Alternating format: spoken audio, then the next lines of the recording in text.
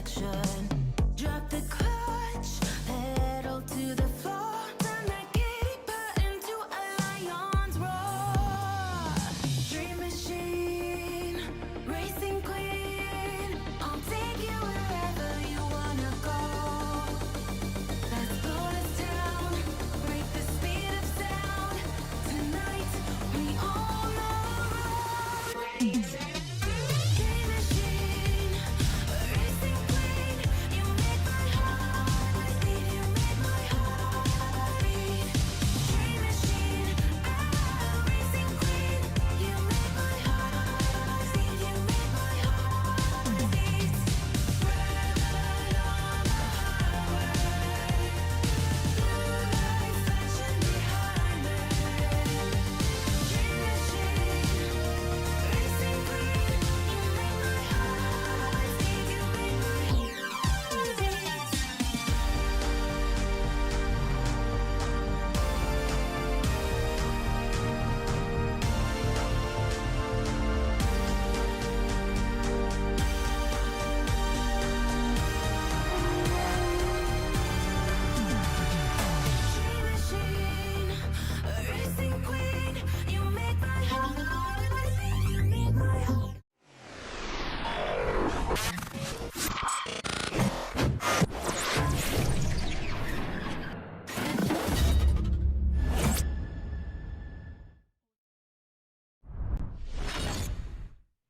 It was the final episode of AEW Dynamite before the Revolution pay-per-view coming up this Sunday. This was their San Francisco debut. They were at the historic Cow Palace. The same Cow Palace where Eddie Guerrero beat Brock Lesnar to win the WWE Championship. There was nothing even remotely close to that tonight. That's not what tonight was for. Tonight was to build up the pay-per-view coming up this weekend. This was their last chance to really sell us, to sell me, to sell you on the event. If you're on the fence or if you're going to order the pay-per-view but you're really not that excited for it, this was their last chance to tell you why Revolution is going to be a big show on Sunday. There was some great promo work. They had some great promo work on this show. We'll get the good stuff out of the way first. Jon Moxley was on fire, I thought. That was a tremendous promo that he cut on Hangman Page, talking about their Texas death match coming up on Sunday. That came early in the show, early in the first hour. To close out the show tonight, we had the American Dragon, Bryan Danielson, who was challenging MJF for the AEW World Championship in the 60-minute Iron Man match this Sunday. He gave his closing arguments as to why he is going to win, why he is going to become the new AEW World Champion. And I thought those were two very strong promos. I like Christian Cage's promo as well that he cut on Jungle Boy, although that wasn't nearly as good as the other two. But I thought that was very good as well. The opening match was very good. Orange Cassidy, for the second week in a row, defending his All-Atlantic Championship in what I thought was a very good opener. We had the Face of the Revolution ladder match. They said the Revolution will be televised. It was tonight. We had a ladder match to determine who would be challenging for the TNT Championship at a later date. Now, normally they reserve this match for the pay-per-view itself. Not the case this year, because they simply were not going to have enough time, I guess, with a 60-minute Iron Man match. So we got it tonight on the show instead. And Powerhouse Hobbs, the hometown boy, wins the Face of the Revolution ladder match. He will get a TNT Championship match at a later date. And I'll talk about the ladder match and what I thought about that. It was good to see Hobbs get the win. I will say it was good to see Hobbs get the win. And he was not the one I was impressed the most by in that ladder match. After that, the show steadily fell. It slowly went downhill from the second hour onward. The biggest disappointment being the Casino Tag Team Battle Royal. Now, Tony Khan loves doing his battle royals. We have a lot of battle royals on TV in this company. And over the years, we have seen several casino battle royals. And typically in the casino battle royal, you end up with a Joker entrant at the end of that match. Now, at no point did AEW advertise that there were going to be Jokers in this battle royal, but just by the name alone, by calling it the Casino Battle Royale, you assume it's going to follow the typical Casino Battle Royal format, And so you imagine, well, who's going to be the Joker entrant, right? Maybe it's going to be FTR. Maybe it's going to be some other new team we've never heard of before. And there were no Jokers in this Battle Royal tonight. No Jokers in the Casino Battle Royal. Why call it a Casino Battle Royal? Why not just call it a Tag Team Battle Royal? I'm not sure.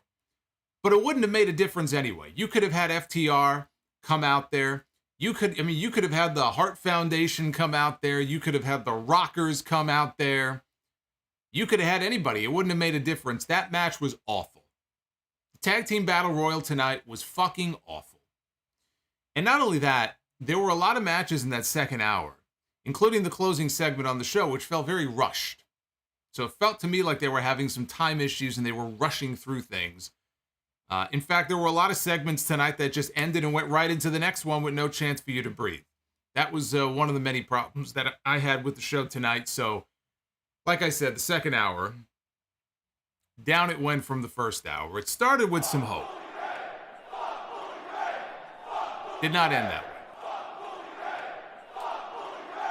The clowns are out tonight. Stephen Chappa, thank you very much for the $30 Bully the Clown super chat. I appreciate it.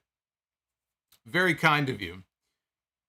We did have a surprise. Well, not really a surprise. We found out about it a few segments before because Best Friends could not compete in the Battle Royal. They were not cleared. So Orange Cassidy and Danhausen took their place. They were not Jokers because they were not a surprise entrant. We knew they were going to be in the match. They ended up going on to win. And I will tell you now, having seen what the four teams are going to be in the Tag Team Championship match this Sunday, I am left wondering why we even need a Fatal 4-Way to begin with. Why does the Tag Team title match even need 4 teams? Why couldn't you just do the Acclaimed and the Guns with some stipulation in a rematch from the match they did on television a few weeks ago? Other than they just tried to get as many people on the show as they possibly could. I don't know. But it strikes me as being very unnecessary. So we'll go through everything here on this show. All I know is that when this show is over, aside from a couple of strong promos, I can't really say that this show did much to get me any more excited than I was already for the pay-per-view on Sunday. I don't know if other people are going to feel differently about that. I don't know if you're somebody who was on the fence about spending $50 on Bleacher Report to watch Revolution on Sunday. I can't imagine that this show did much to push you off the fence and inspire you to go spend the money if you hadn't already made the decision to do so. And to me, that's the whole point of a go-home show. I know we have Rampage on Friday, but Rampage ain't no go-home show. This was the go-home show. And this is your go-home review for AEW Dynamite here for Wednesday, March 1st, our first stream here for the month of March. I'm happy at least that you guys can join me here. Even if you didn't enjoy the show tonight, I hope you enjoy the stream. Subscribe, smash that like button. You broke it last time, so I patched it up. I put some duct tape on it. Now I need you to smash it and break it again. We get 450 likes. We'll do Be the Booker a little bit later on. Super chats are open if you want to drop 1 or 2 or 3. It's always appreciated.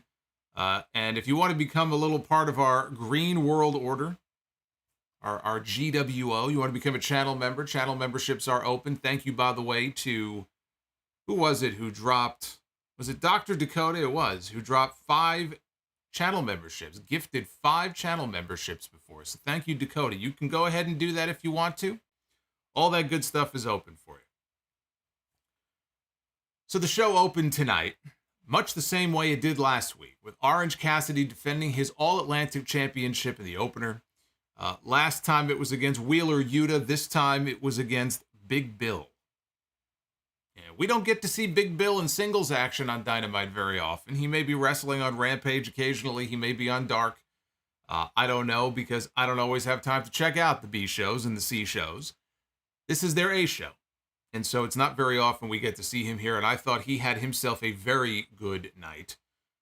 Orange Cassidy was frustrating him in the early going, first couple of minutes. He was making him chase after him, and finally Bill had enough. Hey, Fire Panda is with us tonight as well. Always good to hear from our good friend Fire Panda and Bane here on the streams. Fire Panda, thank you. So Big Bill had enough of Orange Cassidy's crap. Dropped him with a sidewalk slam. Outside the ring, Stokely Hathaway helped Big Bill clear off the timekeeper's table. They carried it over to the foot of the aisleway, right on the other side of the ring. Cassidy tried to make a comeback. Bill, though, ended up chokeslamming him through the table. And this was not a disqualification. Very lenient, these referees are in AEW. Very lenient. During the break, Danhausen came down to the ring to try to even the odds. Big Bill was ragdolling Orange Cassidy, had him in a full Nelson, had him in the hurt lock. And when he nearly had him out, he released the hold and stood him up, and he went to hit the ropes and come off with a big boot. But as Big Bill came off with the big boot, Orange Cassidy dropped down to his butt. So he avoided the big boot. Outside the ring, Danhausen was about to put a curse on Stokely Hathaway. I think Danhausen may have put a curse on this show tonight. He was about to put a curse on Stokely. Big Bill wandered on over, and he picked up Danhausen in position for a chokeslam, but Stokely told him to put him down. He said, I got a better idea. Put the guy down. So he put Orange Cassidy down, and instead Stokely smashed, Danhausen, he smashed Danhausen in the head with the cast. Because Stokely's had a cast on his hand. So he smashed him in the head with the cast. Cassidy at that point flew through the ropes, hit a tope, took down both men. Cassidy tried for another dive, but Big Bill caught him. He went for a chokeslam on the ring apron, but Cassidy countered into an orange punch and took the action into the ring. It's the amazing Ooh, Gunther. look who's joining us. Jerry Lawler loves Gunther the Magnificent.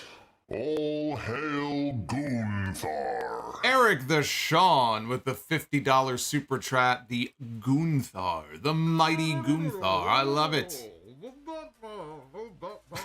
I love it. Well, you guys are already putting a smile on my face more than Dynamite did tonight. I haven't smiled this much all night. Fire Panda, thank you for the second Bane. I appreciate it. So they took the action back into the ring, as I said. And Cassidy turned a suplex attempt into a stun dog millionaire. Then came the DDT and an orange punch. Bill was still on his feet, so he hit a second orange punch. Bill still did not go down. That was Sting watching the show tonight, by the way. Just lounging out, getting fat on his couch. So Cassidy said, I can't take this guy down. I'm going to go up to the top rope. And he climbed up top. He came off with a third orange punch, and finally that took him down. And Orange Cassidy got the pin to retain the All-Atlantic Championship. It took 3 orange punches, technically 4 if you count the one on the floor. 4 orange punches to get the job done and put down the big man, but he finally did. Another very good opener for Orange Cassidy, and very different than the match that he and Wheeler Yuta had on the show last week. And that was a pay-per-view caliber match last week between the two of them. This one was also very good. It was a different dynamic because Bill was working as the giant. He was the monster. Orange Cassidy was at the size disadvantage. But still a very good match. And it was also the first chance for Bill to really shine on his own in a singles match and not some random tag team match like we sometimes see him in. And I thought he delivered. I thought he went out there and had a very impressive showing. And the key with somebody like him, and we talk about this a lot, and I don't mention Miro anymore because Miro is done. I don't expect Miro to be back in AEW at this point. And I stopped caring, a few months ago. But whether it's a Miro or even a Malachi, we don't get to see Malachi Black in the ring very often, especially in singles matches. The key with somebody like this is the reps. You want to get them as many reps as possible on TV. And there's so many people on this roster that there are a lot of guys who don't get the reps on TV. So they could go out there and have a match. They could go out there and have an impressive showing. oh, wow, this guy was really good this week, right? I forgot how good he is. And then it could be weeks and weeks before we see them again. Giving them a match on Rampage is not going to make a difference. If you want to push them, if you want people to look at them as being a big deal, you've got to get them on your A show. And for them, the A show is Dynamite. And I would like to see them do more with Big Bill. Instead of just using him in tag matches, let's see him have more matches on a more regular basis. You know, he gets over enough, he starts racking up wins, and then maybe he can be challenging for the TNT Championship. Because as I look ahead to Revolution, and we're going to talk about the ladder match here in a second, I'm expecting Wardlow to get his comeuppance on Samoa Joe, his revenge on him, become the TNT champion again. We'll see if Tony Khan can book a better TNT title reign the second time around for Wardlow than that abomination he gave him last year. But if Wardlow is going to go on and he's going to meet someone like a powerhouse Hobbs, let's say he beats him, he's going to need other challengers going forward, including some big challengers, and, you know, Bill can be one of those challengers. So I thought this was a good showing tonight. As always, the key is in the follow-up. And with Tony Khan and the roster that he has, it's 50-50 whether or not they'll follow up with him. They showed footage of Jon Moxley from backstage last week when the show was over. Remember, he had the match with Evil Uno in the main event. Evil Uno was left a bloody mess. And Moxley got busted open after the match. Hangman ran down with a fistful of barbed wire and punched him in the head. So this is exclusive footage of Moxley in the back, and he's all, pissed off. He's in a stairwell, and he's cutting a promo on Hangman. He said he lives for this. He's not the kind of guy you want to go down a dark alley with when there's only one man coming out. Says, Hangman, who do you think is coming out? Says, just remember, you wanted this. I tried to leave it alone. I beat you once. I sent you to the hospital. They said it didn't count. It was an accident. You got concussed, right? They had to call the match off. So they said it didn't count. I didn't get credit for it. You beat me. I came back from a concussion, my worst injury in years. And I beat you again. You come back from the same injury, they give you flowers, they give you awards, they give you praise. I do it, I don't get the same thing. I get nothing. They told me my second win over you was a fluke. It doesn't count, they said. And he says, that's what I say too. I got beat by a wrestling move I learned in the 7th grade. Says, Hangman, you are a great wrestler. You're even a great man. But you are not the same animal as me. There is only one room, or only room, for one of these animals in AEW, and I will die to protect what's mine. He keeps bleeding. He may die in the ring. I will die, he says, to protect what's mine. He goes, see you, Texas Death. And he said this with a lot of intensity, a lot of fire, a lot of conviction. This was one hell of a promo, especially the camera as he's speaking, panning down on the steps. And you just see the blood trail dripping on the steps as he's cutting this promo. Moxley was great here. I thought this was a money promo. This right here was the kind of promo that you want to air on that last show before going into a big match on your big pay-per-view. So I thought Moxley knocked it out of the park and showed where, he really has, he has a lot of value in this company. As we saw last year, he was the MVP. The company would have been a lot worse off if he wasn't around, especially after everything that happened with Brawl Out. But he's money on these go-home promos. We've seen this from him before in other feuds and programs that he has had. Moxley, in that setting, you give him, you give him a good opponent, you give him the right scenario, and he can take care of the rest. And that's what he did tonight. And in fact, I would say this was the best of the matches and the promos that we saw tonight on this show. This was the best of the bunch. And we had a retort from Hangman later in the show, which we'll get to. It wasn't as good as this, but this was great. So we heard Carry On My Wayward Son as the Elite came out. Now, they were not on the preview for the show. We have no idea why they were coming out, but they were coming out. Right? They're on the stage, about to make their entrance, when all of a sudden their music gets cut off and the lights go out. When they come back on, the House of Black is standing behind them. They're standing behind Kenny Omega and the Young Bucks. And the lights go back out, and we could hear some fighting going on, but we can't see anything. When the lights come back on, the Elite are down. They're laid out on the stage in the ramp, and behind them, the House of Black are standing there holding up the AEW Trios titles to close out the segment. They never did tell us why the Elite were coming out. I guess we're going to have to sit here now forever and a day wondering what the Elite were coming out to do. Were they coming out to cut a promo? Were they coming out to play another game of basketball? Maybe they were going to play horse in the ring, right? They had the basketball at ringside. They were going to set up the hoop. We'll never know because they never told us what they were coming out here for. We had the Face of the Revolution ladder match with the Sonic the Hedgehog golden ring hanging above the ring for a future shot at the TNT Championship with the King of Television himself, Samoa Joe, doing commentary, all dressed up, all dapper in his suit. Actually, he had his TNT title with him and his Ring of Honor television title. Ring of Honor, by the way, the new era of Honor begins tomorrow. The first episode of the brand new Ring of Honor is dropping on Honor Club, and you might not know that if you watch the show tonight, because aside from one very brief mention during the beginning of the Battle Royal, I don't think they mentioned Ring of Honor a single time on this show, which is kind of surprising given the show is launching tomorrow. So if you are a Ring of Honor fan and you forgot or you were unaware, tomorrow's the day. Tomorrow's the day. You're going to get Claudio defending the Ring of Honor World title in the main event. But we had Powerhouse Hobbs, Konosuke Takeshita, Eddie Kingston, Sammy Guevara, Ortiz, AR Fox, Action Andretti, and the debuting Komander from Mexico. The ladder match here got the Andre Battle Royal treatment this year, where they bumped it to television, which was for the better. They already have a full card for Sunday. I certainly don't want that card to be any longer than it already is. We know how these AEW pay-per-views go.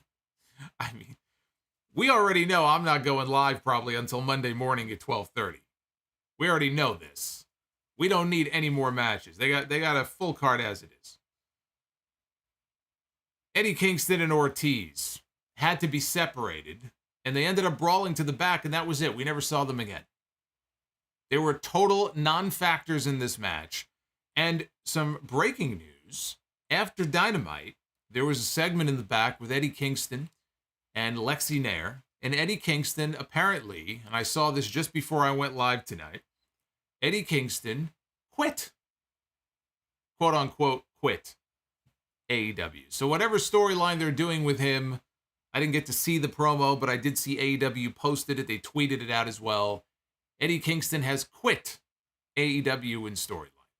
He certainly looked like he didn't do anything tonight. It looked like he was already mentally checked out.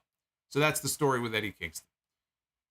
Hobbs was super over because they were in his backyard. I think he grew up in, East Palo Alto, I think, which is in that general Bay Area. They were in San Francisco, so he got the big hometown reaction. And he was mowing people down early in this match. Komander was the MVP of this match. Now, I haven't seen I think maybe I've seen one Komander match in my life. I don't know too much about the guy. I've heard his name mentioned before. I thought it was very odd when I saw that he was part of this match just because this was his debut. And the winner of this match gets a shot at the TNT Championship. And again, of all the people they have on the roster that they could have put in this match, they took this guy who's never been on the show before, which I thought was a little sus. But Komander ended up being the MVP of this match. He did a rope walk from one end of the ring to the other and balanced himself perfectly. Did the rope walk to the other side of the ring and then did a dive out onto all the bodies on the floor. And got a huge reaction for it. So that was very impressive. Because it's a very fine line you walk when you're doing a move like that. You're on live television, right? Everyone's cheering for you. You got thousands of people in the building. Would be very easy to screw all that up, but he nailed it. And that was very impressive. During the picture-in-picture, Sammy Guevara set up a ladder bridge in the ring. AR Fox, there was a ladder bridge actually set up. There were two of them. There was one outside the ring. And there was a ladder bridge that was also set up in the ring. AR Fox got planted by Will Hobbs with a Death Valley driver off the apron onto the ladder bridge outside, and it did not break. And AR Fox, I was going to say he sold it great, but I'm not sure if it was so much that he sold it or if he really did get the wind knocked out of him and got banged up, and that was his real reaction. But I'm glad it was him and not me taking that move. Sammy went up, and he tried to grab the ring, but Andretti scaled the ladder bridge, and he grabbed Sammy, and he tried a Falcon Arrow that was supposed to be... Now, Sammy was supposed to, I assume, land on the flat ladder that was laid out as part of the bridge. Only he grazed it on the way down, and he landed on the mat. And he landed awkwardly, and that did not look fun. He is very lucky that he did not split his head open on that move. So that was very dangerous. I mean, everything these guys do in these matches is dangerous. I mean, to the point of absurdity. Everything they do is dangerous, but this could have ended very badly. So AR Fox was still set up outside on the other ladder bridge when Komander, the MVP of the match, Komander was back. And Komander hit a rope walk. So another rope walk from him. You got to picture this. He's doing the rope walk on the same side of the ring where AR Fox is on the ladder bridge outside. He does the rope walk into a shooting star press and lands perfectly on AR Fox. And poor AR Fox, again, the ladder bridge does not break. Now, maybe it wasn't intended to, but it did not break. And poor AR Fox, again, had a look on his face like, just fuck my life. So again, very impressive from Komander. Komander then went for the ring. Takeshita, though, cut him off with an incredible Blue Thunder Bomb off the ladder bridge in the ring down to the canvas. So I love that Blue Thunder Bomb anyway. I've never seen a Blue Thunder Bomb off a ladder bridge, though. That's the first time I can say that I've seen that. And the place popped huge for Takeshita. As much as these people loved Hobbs because he was the hometown boy, they loved Takeshita. And I said coming into this match when I did the predictions that it's going to be one of two people winning this match. It's either Hobbs, and that was before I even knew that this was his hometown, either Hobbs or Takeshita. Those were the only two choices to win this match. And those were the two guys who were over the most, although Komander won himself some fans tonight also. So Takeshita got cut off by Action Andretti. All of a sudden, Daniel Garcia comes down to the ring. And it's really, we talk about Tony Khan's booking and how, Jekyll and Hyde it can be, because there have been some really good stories, in the last few years that AEW has done. Punk and MJF probably is one of the strongest stories they've told. But there's been a lot of very suspect, just bad booking by Tony Khan. There's been some really just bad stories or lack thereof on AEW programming.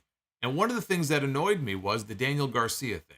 Now, you don't have to be a big Daniel Garcia fan to see that they were seemingly going in a certain direction with him. And they were telling a story with him and Jericho, and it looked like maybe he was going to be breaking away from the JAS. And fans were sort of slowly getting behind him, and they were getting more and more into Daniel Garcia. And it seemed like there was an obvious story there to tell when Jericho was the ROH champion, and you can kind of see where it was going. And then they did the whole big swerve, and whatever equity, whatever goodwill they built up for Daniel Garcia washed away. Washed away. I don't give a shit anymore. Right? I did. They had me invested in what they were doing, and then they just blew it off. And he has just been a complete afterthought ever since. That's the type of booking that is very frustrating in AEW. And so I was reminded of that when I saw Garcia run in here, because had they built him up the right way, he could have been in this match. He could have won this match. He could have been one of the potential favorites going into this match. Instead, he did a run-in, and he stopped Andretti. He delivered a rock bottom. He and Sammy then quickly set up a ladder between two chairs on the floor. Sammy then took out Andretti with a senton off of a gigantic ladder. I mean, just, I don't know, 20 feet. This ladder must have been 15 to 20 feet. So he hit the big senton to the floor. Garcia then helped Sammy back into the ring. Takeshita, though, wiped out both men. Takeshita was a fingertip away from winning the match. Hobbs, though, mowed down the ladder. He shoulder blocked the ladder and knocked Takeshita off the ladder. And the ladder took such a bump that it was all bent. Even Taz on commentary acknowledged how bent the ladder was. But instead of getting one of the dozen other ladders that were laying around ringside, Hobbs says, no, I'm going to use this one. I'm going to climb, me and my 300-pound frame here, we're going to climb this ladder. So you had all the referees on the outside, multiple referees, slid into the ring to stabilize the ladder from the bottom so that he could climb, which looks silly. It looks very silly. Now, I would rather them slide in and stabilize the ladder so the guy doesn't fall and break his neck or tear out a knee. And, you know, we see referees stabilizing the ladders all the time, but they're usually very subtle about it. Or, you know, they could do it in such a way where they shoot it in such a way where you don't necessarily see it. Here, it was just like, all right, everybody in. Let's hold the ladders so Will Hobbs can climb. So it looked kind of goofy, but Hobbs did not look like he was very fond of heights either, and he had to climb to the very top rung of this ladder, and then he had to fumble around with the ring to unhook it, and finally from the carabiner, and finally he did, and so Will Hobbs, Powerhouse Hobbs, is the face of the Revolution, and he is the correct winner of this match. It was either him or Takeshita, and in his hometown, he was the correct choice. He got the big win. And like I said, well-deserved. It all boiled down to who's winning on Sunday, to me. If Samoa Joe is going to be retaining his TNT title, which I don't believe he is, then Takeshita should have gone over in this match, I believe. You could do Joe and Hobbs, because if they put the title on Wardlow, as I believe they will, Hobbs is going to be first in line. Hobbs is not beating Wardlow. He's going to lose because they're not putting the TNT title after this long feud with Joe just to have him drop it in his first feud to Will Hobbs.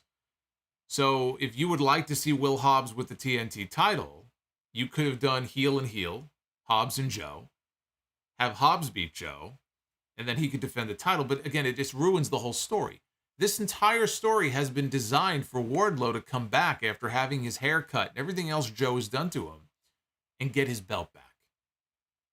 So Hobbs winning means that Wardlow wins on Sunday. If it was the other way around, then Takeshita would have won it. You could have done Joe and Takeshita, which would have been an incredible match. It's still a match I'd like to see at some point. But anyway, so Hobbs went to go after Joe at the commentary desk. Joe saw this.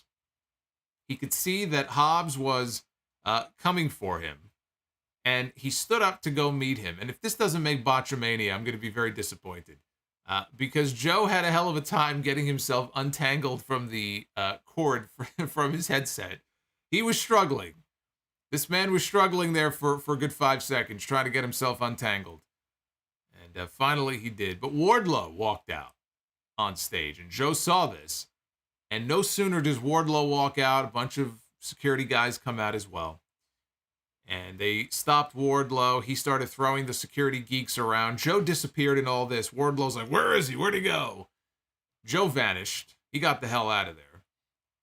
Hobbs, meanwhile, he pulled up a chair at ringside, and he's sitting and watching this, and he's having a grand old time. He's hugging his giant golden ring, and he's laughing at this. And Wardlow ends up powerbombing one of the security geeks off the stage onto a group of geeks that had gathered down below. Powerbombed this man, and they all fell down. When it comes to matches like this, I hate the escalating risks that they keep taking. I mean, it's to the point where there are points in this match where I worry more. Instead of just sitting here and being entertained, I'm like, oh God, like, I hope he doesn't kill himself. To the point where it's almost not enjoyable, some parts of this match. And, maybe I'm alone in that, but Sammy is very lucky he didn't split his head open on that botched Falcon Arrow spot on the ladder bridge.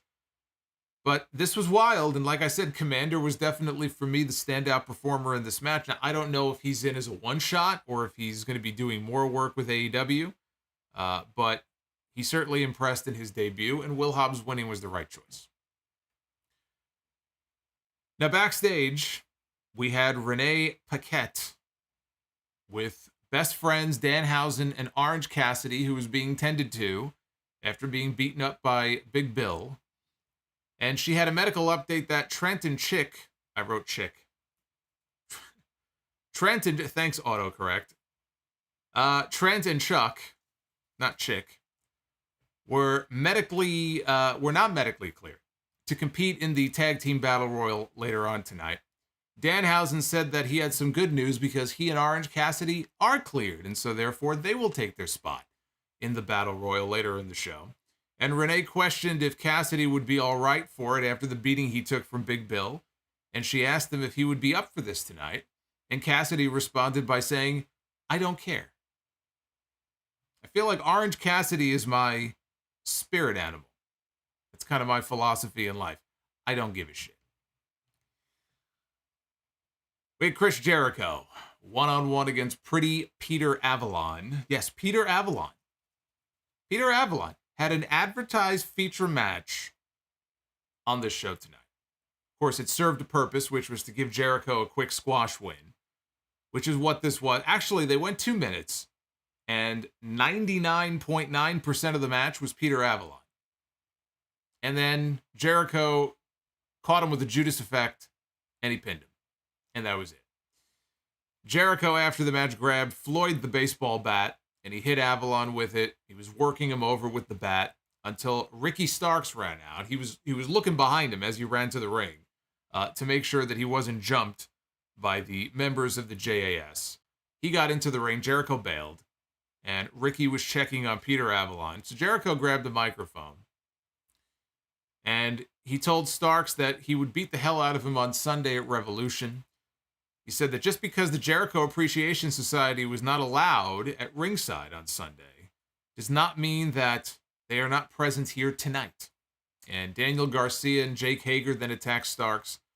Jericho got into the ring. He watched as Hager slammed Starks. Garcia followed with a Uranage. Garcia and Hager threw Starks at Jericho, who put him down with the Judas effect to close out the segment. And this is a good sign for Sunday, because I thought we would have Ricky Starks cost Jericho the match. I thought we might get the Hurricane Rock formula from 2003 when Stone Cold ran out or walked out and distracted The Rock, and Hurricane got a win over The Rock. The last person ever to beat The Rock on Monday Night Raw, ever, Hurricane Helms. And they didn't do that. And I was worried that if they did that, that would be a bad sign for Ricky Starks on Sunday. I was also worried because Jericho trademarked or filed a trademark a few weeks ago for Jericho. And Paul White has been doing some interviews and has been talking about he is going to be back in the ring at some point this month is the plan. He's been out with injuries. He's had surgeries. He just had a brand new titanium joint, I guess, implanted in his body. He says the joint is going to be good for 35 years. So there you go. We got 35 more years of the big show, everybody. So I put 2 and 2 together, and I'm thinking that, coupled with the change they made in the advertising for the match, which originally was going to be everyone is banned. If you paid attention, that was the original stipulation. Everyone is banned. And then they changed the graphic to just say the Jericho Appreciation Society is banned. And I said, are we going to get a big show interference in this match, costing Ricky Starks the match on Sunday? I feel a lot better about things now than I did a few days ago. The only outcome here should be Ricky Starks getting a win. And there are multiple matches on the pay-per-view Sunday where you can say that. Jericho and Starks, Jungle Boy and Christian. I mean, there are multiple matches where the younger talent should be going over and the legend should be putting them over on Sunday. this is one of those situations where that absolutely should happen. Because I don't know that anybody is really begging for this feud to continue.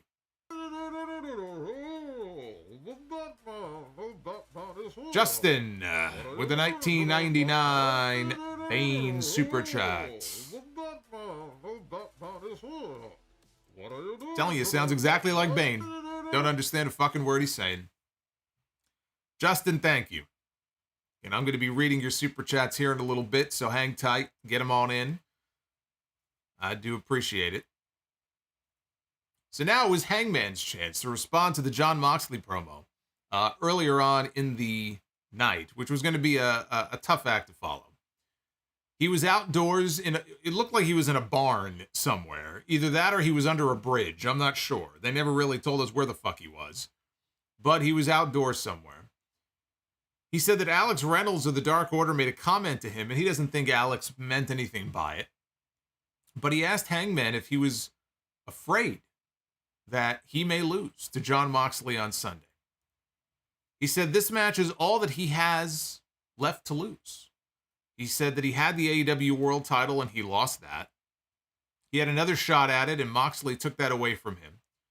He says, you can't take my friends away from me because you already beat Evil Uno within an inch of his life last week.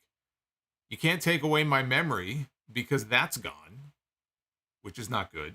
I guess from the concussion, he lost his memory. He goes, you can't take away the feelings and the tips of my fingers because I don't have any anymore. Boy, this guy's falling apart. How is Dr. Samson clearing this man? He has no memory. He has no feeling in his fingers. How is he cleared for a Texas death match on Sunday? What kind of quack doctor do they have working in this company? I would like to know. It's the same person who cleared Saraya. He says, you can't take my heart because you couldn't carry it. He says, this Sunday, I take everything away from you. I take your spot at the top of the food chain. I take away your pride and your blood. I will be the man left standing. And you're right. He says, I'm not the same animal as you. In fact, I hate violence. But this Sunday, I'll be the most violent and bloodthirsty son of a bitch because I have to be to beat you. This is Texas death, and there's only two ways out. Either you live or you die. And I ain't done living. John, after Sunday, you will never be the same. So, good stuff. I like the Moxley promo better. That was the stronger of the two promos, but I thought this was good. And this is what you want. To add some more fire, some more gasoline to the fire heading into one of your big feature matches on Sunday. I thought these two knocked it out of the park. This was much better to me than if they would have just done, if this were WWE, there would have been a contract signing, right? A contract signing or a pull apart. We see pull aparts on television every week. We had a pull apart later in the show with the women. This was more effective to me than any of that would have been. You know, a really good, hot, fiery promo like this can sell me on a match more than any of those things. So I thought that as far as the Texas death match on Sunday is concerned, I thought they knocked it out of the park as far as the go-home promos for it. Now, Renee was in the ring after this. They just went right into the next segment. This is what I'm talking about. No time to breathe. Just on to the next. Renee's already in the ring, and she introduces Christian Cage. And he comes down to the ring. Christian said that he can't wait to not come back to San Francisco for another 10 years. He said he was done with Jungle Boy until he was sitting at home one day as he was nursing his injury, watching Dynamite, and he heard Jungle Boy say that in 2023 he's going to win a singles championship. He says, over my dead body, because I'm going to win a singles championship in 2023, and that's a fact. And the crowd started chanting, they started drowning him out with chants of shut the fuck up. He says he's been watching some of Jack's matches, and he's been winning a lot of them by a quick pinfall or a roll-up. And if you want to win a title that way, he goes, that's fine. But do you want to win a championship, or do you want to beat somebody for a championship? That's rhetorical because he already knows the answer. You jumped me from behind last week. You had me dead to rights. You had me down on the ground. You could have given me the concerto, and you hesitated. And I showed you what a real man does. I left you in a pool of your own blood and piss. Wow. Blood and piss. The only thing missing is vomit, right? That's the only liquid that was missing here from this promo. He said Jungle Boy has no interest in the prestige of a title. He just wants to win a title, take it home to his mommy, show her, take pictures with it, post memes online. You treat my business like a video game. Nobody can do the things that I do in this ring. I am one of one. I don't treat this business like a video game. I treat it like an ATM, and I'm not done milking it dry. Spoken like a true veteran. He says, but this needs to end. So I've got a challenge for you. This Sunday at Revolution, because coming into the show tonight, this was not official. It was assumed that they were going to have a match on this show, but I also assumed that Adam Cole, his return match, was going to be on the pay-per-view, and that's not happening. And by the way, they still didn't tell us the date of the Dynamite where Cole is back in the ring and their new all-access reality show is debuting. The only thing they told us last week is that sometime in March, which was very strange that you would go ahead and make an announcement like that without there being a specific date and time. We know it's 10 p.m. on Wednesday. What Wednesday? We don't know. I assume it's not next week, or they would have told us. I'm thinking maybe March 15th when they're in Winnipeg, but who the fuck knows? Maybe they'll tell us on Sunday during the pay-per-view. I'm also wondering if we might get the release date for Fight Forever on Sunday. It looks like the release date might be the end of May, but nothing's been officially announced yet. So anyway, he had a challenge for Jungle Boy. He says, this Sunday at Revolution, it's not for a wrestling match. He says it's for a fight.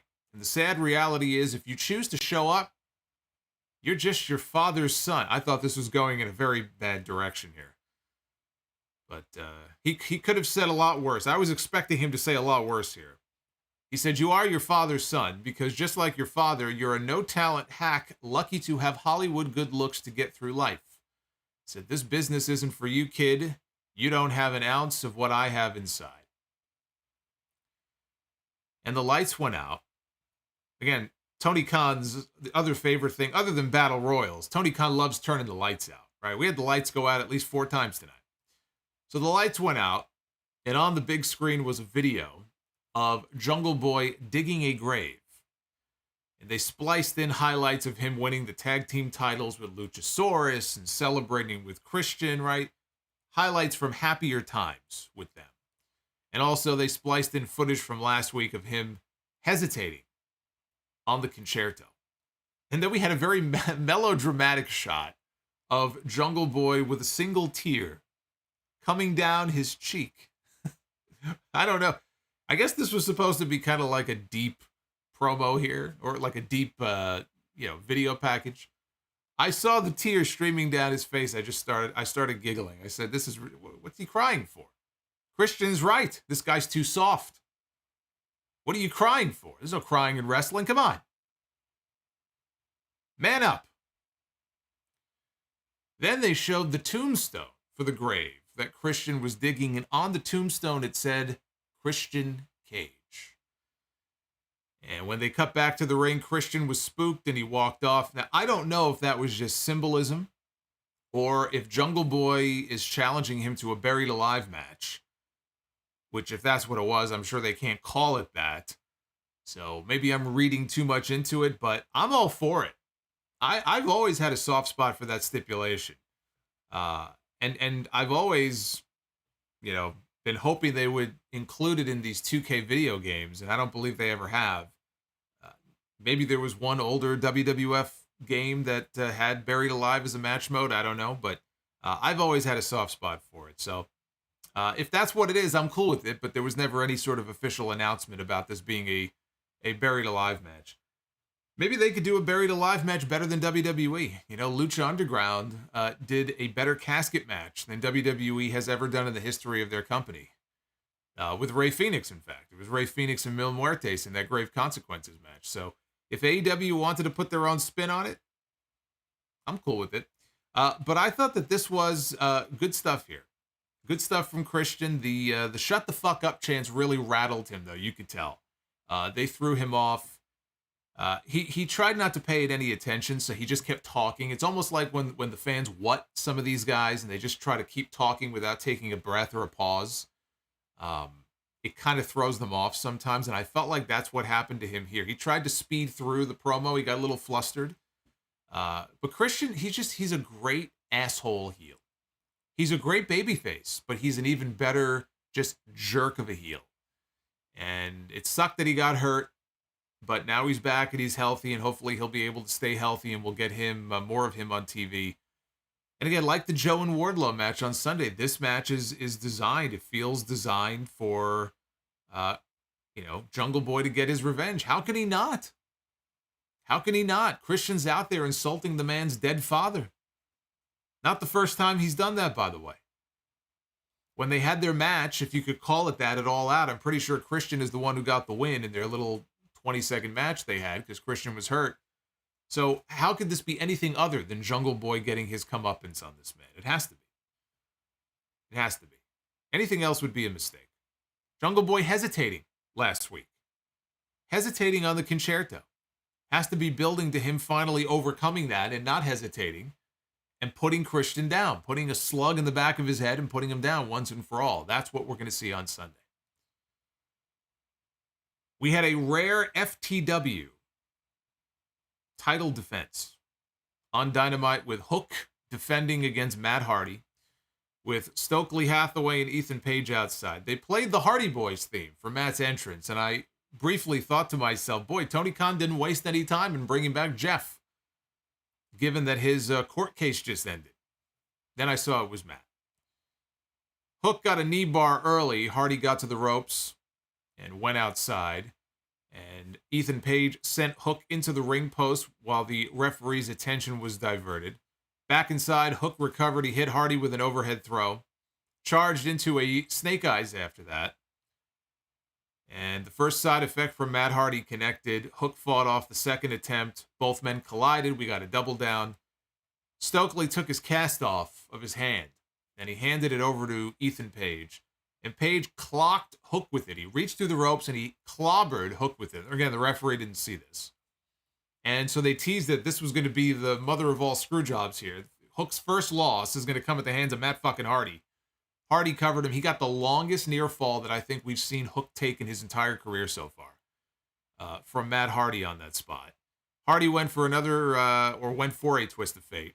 Hook floated over, though, into the Red Rum, and Hardy tapped out instantly. He did not wait. He immediately tapped out. He did that on purpose, right? Because he doesn't like Stokely. And the stipulation for the match was that if Hardy lost, Stokely would have to wrestle Hook in a no disqualification match. Hook would get his hands on Stokely. So, of course, Matt Hardy tapped quickly. And at some later date that was not announced, Stokely Hathaway is going to have to get in the ring with Hook. I like Stokely. I liked him in NXT. I liked him before NXT even. But I liked him in NXT. And I was happy to see him arrive in AEW. I think he's very good. But I feel like he has not been established enough yet. Or established as annoying enough yet to get me to care about Hook kicking his ass. I don't know. It feels a little premature for something like that. But that's what they're doing, and again, when they're doing it, I don't know. Unless they announce the date later on, I did not see, but I guess that will come later on. They're not on the pay-per-view, so there was no rush to announce anything because the focus really should be on the pay-per-view, which, you could question, why was this on this show? Why did this have to be on this show if neither man is at Revolution? That's a valid question. Hook is not on the card on Sunday. Neither is Matt Hardy. So I don't know that this needed to be on this show. We got another spooky pre-taped vignette with the House of Black out of the shadows. And they had the trios titles that they stole earlier tonight. Malachi Black said that on Sunday they have, referring to the Elite, he says on Sunday they've already lost. And with that, Buddy Matthews laid down his title on the ground. Brody King laid down his title on the ground. Malachi handed his title to Julia Hart. She laid that title on the ground, and that was it. That was the build for the Big Trios title match on Sunday. We had the Elite making an entrance for a segment that was never announced. And they got laid out. And the House of Black stole their belts. Right? Because there's something we've never seen before. And then we had a House of Black promo that was very brief and said nothing.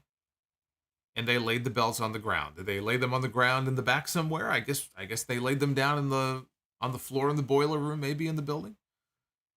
The promotion for this match has been very underwhelming.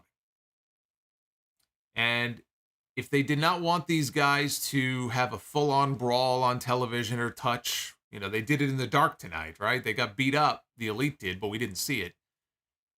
That puts them in a tougher position. But even in terms of promos, I praised the Jon Moxley and the Hangman Page stuff on this show. I thought that was pitch perfect as far as getting over that Texas death match. And then I look back on this, and some people would say, well, this was not about the story. It's about the Elite going out there and having great matches. No, you need to build a fucking story. It's not enough here. If you're going to have these trios titles, you could do a random trios title match on TV. You could have the Elite against AR Fox and Top Flight. They can go out there and they can fly and they can flop and they can do all their usual stuff and they can have a very good match. But you're going into this pay-per-view. The House of Black and the Elite, that really is the premier trios feud in this company that they could do. And they're going right into it on Sunday. And the story has been just rail thin going into this show. If you were looking for that final kind of knockout promo from either of these two factions on this show, you didn't get it. It was more of the same from the House of Black. It was the spooky vignette in the back, 30 seconds, one and done. They stole the belts away from them only to lay them down on the floor. I don't know what the fuck that accomplished. What does that accomplish? They took the titles from them and then they dumped them in the back. What exactly is that supposed to prove? I don't know. And as far as the Elite is concerned, we certainly didn't get that promo from Kenny Omega or the Young Bucks. So that was very disappointing. I'm sure the match will not be disappointing. That's one of the matches I'm looking forward to on Sunday. But the build-up to this match has been non-existent. And that sucks. Because this should have been one of the biggest matches going into this pay-per-view. And it almost feels like an afterthought now. We had Toni Storm with Saraya in her corner going one-on-one with Riho. Neither of these women, I should point out, have a match on the pay-per-view on Sunday. But they got 10 minutes on this show, half of which came during a picture-in-picture break. Riho was taking off her jacket at the beginning when Storm attacked her. That's what kicked off the match. Riho battled back, caught Toni in a submission hold, but Storm broke it by getting to the ropes. Saraya was outside. She distracted Riho, and Toni took advantage. She hit a hip attack that knocked Riho off the apron. And while the referee was busy with Toni Storm, Saraya caught Riho with a running knee on the floor. Jamie Hayter and Britt Baker come slowly walking out. They're going to come out to try to, even the odds a little bit as we went into the break. Riho, coming out of the break, Riho performed a top rope dive onto Storm on the floor. She rolled her back inside, hit a double stomp. Storm hit her with a hip attack in the corner for a near fall, and then she got a clover leaf. Britt Baker climbed up onto the apron. Toni Storm released the hold to go lunge at her, and Britt dropped down from the apron. And that gave Riho a chance to catch Toni with a surprise roll-up for the win. The old distraction roll-up. Old Faithful. I thought I was watching a fucking Monday Night Raw segment watching this match, and that's not a compliment, especially not after this week's show. After the match, Hayter and Saraya, they traded blows in the ring. Ruby Soho ran out, her music played, Ruby Soho, and here she comes down to the ring, she comes. And what's she going to do, right? She's part of the triple threat match on Sunday. So the first thing she does is she pops Saraya in the face with a forearm, and everybody cheers. And Jamie Hayter is standing there, yeah. So, of course, Ruby turns around and pops her in the face with a forearm. And this led to a three-way pull-apart brawl with Hayter and Saraya and Ruby. Referees and security ran down to get between them. I cannot tell you that this did anything at all to get me excited to see these three get in the ring on Sunday. The only thing I will say is I always enjoy watching, not Britt Baker, I always enjoy watching Jamie Hayter matches. Jamie Hayter is great. So she'll be in the ring on Sunday, and I'm looking forward to seeing her do her thing. But it's going to be a real test for Saraya, because Saraya has been very underwhelming since she has come back. She hasn't done much, but even her out-of-the-ring segments, promos and backstage stuff, Saraya's run has been very underwhelming so far. And the stuff that she's been doing with Toni Storm with the spray paint like they're fucking NWO Light has been just fucking terrible and very unimaginative. There's a good word for it. But for her, it's going to be a real test because she needs a big performance on Sunday. It's her first championship match since 2016.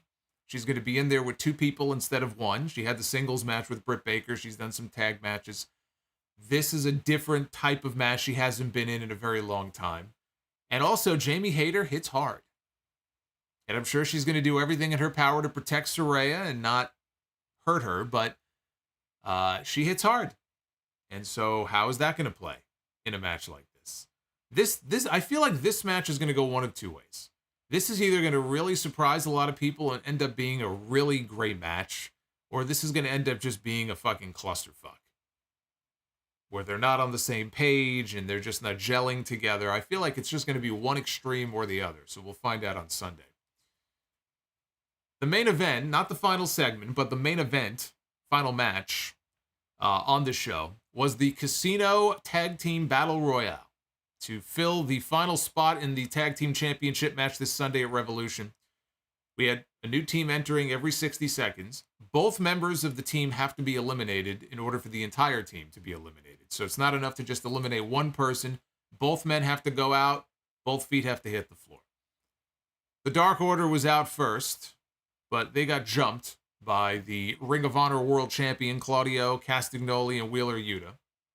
This is where we got one brief mention on this entire show of the fact that the brand new Ring of Honor show is debuting tomorrow on Honor Club.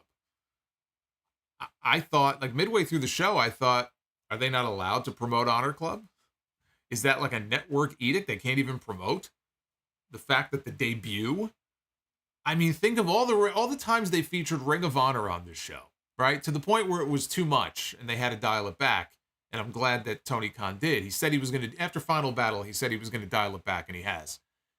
But now the show is finally debuting.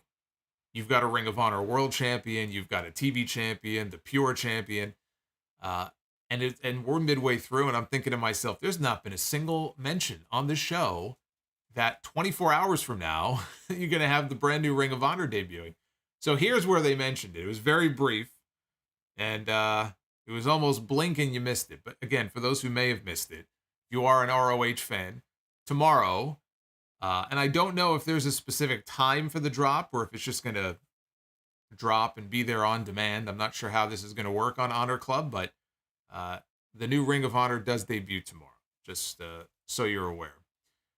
The third team in this match was Roosh and Preston Vance. The Lucha Bros were out next to a big reaction. Aussie Open, they were the fifth team in. Claudio and Yuta, they dumped both members of the Dark Order out of the ring, making them the first team eliminated. We had Matt Menard and Angelo Parker and Top Flight entering during a picture-in-picture break. Then we had the Kingdom, Matt Taven and Mike Bennett with Maria Kanellis. They were out next. Josh Woods, Ari Daivari, and Smart Mark Sterling came to the ringside area. They were not in the Battle Royal, but Woods and Daivari pulled the Lucha Bros out to the floor, and they laid a beatdown on Penta and Rey Fenix. Then they threw Penta back in the ring, and they left. Roosh eliminated Penta. Somewhere in here, Phoenix was also eliminated. Darius Martin then drop-kicked Roosh off the apron to the floor, eliminating him and Preston Vance, who had already been dumped to the floor. Top Flight was eliminated by Aussie Open. Orange Cassidy with his ribs all taped up, and Danhausen, they were out next. After them came The Butcher and The Blade. The Kingdom was eliminated. Aussie Open got dumped. So we were down to the Blackpool Combat Club, The Butcher and The Blade, and Orange Cassidy and Danhausen. These were the final 3 teams in this battle royal. The Dark Order ran back out to distract the Blackpool Combat Club, and both members, Claudio and Yuta, one after the other, got dumped out to the floor. So they were gone. That left 2 teams. At this point, the Guns, with their tag team titles, they walked out on stage to observe. Butcher and Blade were trying to eliminate Orange Cassidy, which left Danhausen to sneak up behind them and dump out both men to win the Battle Royal. So Orange Cassidy and Danhausen win the Battle Royal. Jay Lethal and Jeff Jarrett attack Cassidy and Danhausen from behind. The Acclaimed eventually came out with Billy Gunn to chase them away. This was awful. This was awful. This was a waste of television time. I don't know what the fucking purpose of this was. I don't know what the fucking purpose of even having a 4-way on Sunday is. You could have just had the Acclaimed and the Guns in a rematch with some stipulation for the tag team titles. Right? Now, I understand that Orange Cassidy and Danhausen are very popular, and so Tony Khan probably just wanted to figure out a way to get them on the show. And this was the best he could come up with. We'll have Orange Cassidy wrestle twice in one night. It almost felt to me like they had something else in mind, maybe FTR, and it fell through. It was very strange because, again, they promoted this as the Casino Battle Royale. And every Casino Battle Royal they've ever done, you've had the Joker entry that they build to, right? They build anticipation to it. And we didn't get that tonight. Even though they never explicitly advertised it, most people assumed there would be some big surprise entrant at the end because that's what the Casino Battle Royale typically has. So that was very underwhelming, but the match itself was awful. You had some stories going on. They had Daivari and Josh Woods ran out to eliminate the Lucha Bros. What? And the ending was lame. Everything about this was lame. And I'm not sure, again, if the plan was to have FTR in this battle royal and plans fell through or not. But it just was very awkward. It was very strange how this whole thing went down. I understand that they're popular. People like Danhausen and Orange Cassidy. They had him defend the All-Atlantic title on the show tonight because Orange Cassidy against Big Bill has no business being on pay-per-view. So they did it on TV tonight. But now he has a match on Sunday that he won't win because Orange Cassidy and Danhausen are not even a fucking team. Jay Lethal and Jeff Jarrett certainly should not be winning the tag team titles on Sunday, but they're in the match too. You could have just had a straight-up tag team match, and I don't know what the purpose of any of this was. I said last week, they're promoting a ladder match and a battle royal on the same show. The ladder match, again, was fine. It was a little crazier than I think it had to be, but you had some fun spots in there. The right guy went over. The fans were into it because they like Powerhouse Hobbs and they like Takeshita. That would have been well enough. We did not need this battle royal on this show. I have battle royal fatigue on these AEW shows. And as far as battle royals go, this was not one of the good ones. We got an extended video package for the Iron Man main event on Sunday between Bryan Danielson and MJF, which then led to one final commercial break, and then Renee was in the ring. Bryan Danielson was already halfway down to the ring for the closing segment. Renee referenced a post. She says, I want you to see this post, or I want to bring up, or I want to show you, I think she said. I want to show you this post from MJF in 2014 after dropping out of college about becoming a professional wrestler.